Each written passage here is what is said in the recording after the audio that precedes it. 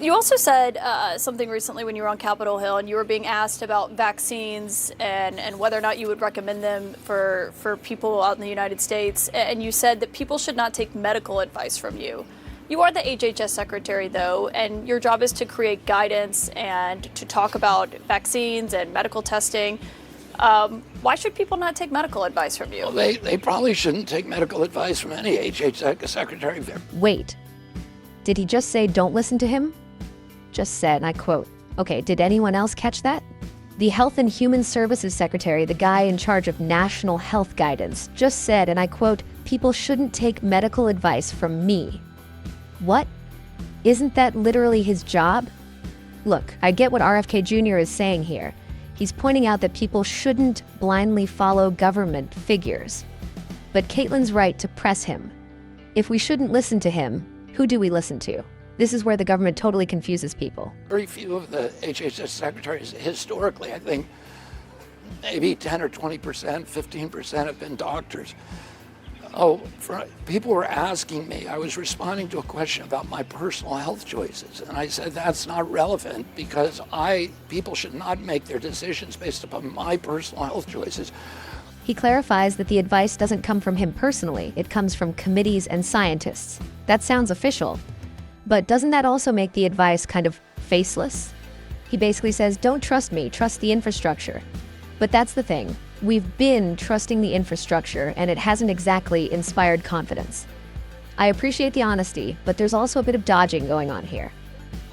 We have an infrastructure. We have an advisory committee on immunization practices that makes recommendations. It's a group of scientists that looks at reams of data, and that's where our recommendations come from, not from an individual.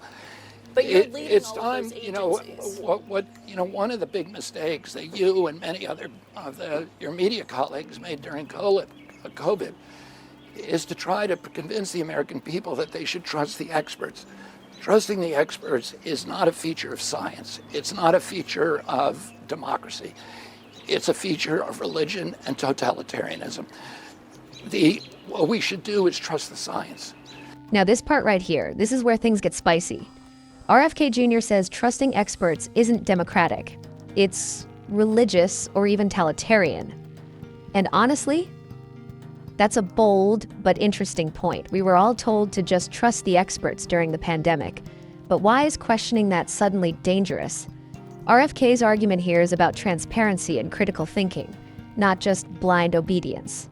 It's refreshing to hear someone challenge that. And we are going to do the science, and the science is going to be replicable, and it's going to be gold standard so that parents can make their own choices about what is best for their family and their health. So he says we need gold standard science that's replicable so parents can make their own choices. Great in theory, but in practice, who decides what that gold standard is?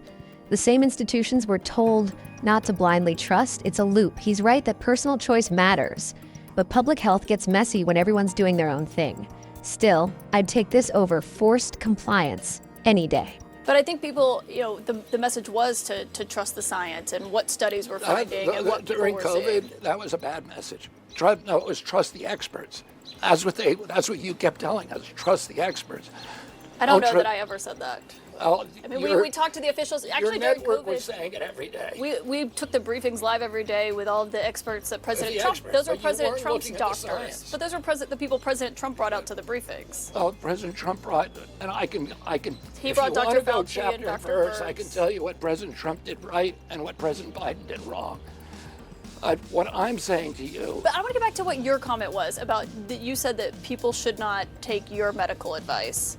Yeah, That's your position? Yeah, absolutely. People should not be taking medical advice from somebody who is not a physician, but they should also be skeptical about any medical advice. They need to do their own research. You're a mom. If you're a mom, you do your own research on your baby carriage, on your baby bottles, on your baby formula. But they don't have medical degrees, obviously. If you're a mom and you're looking at what science has been tested, they trust their doctors and their pediatricians.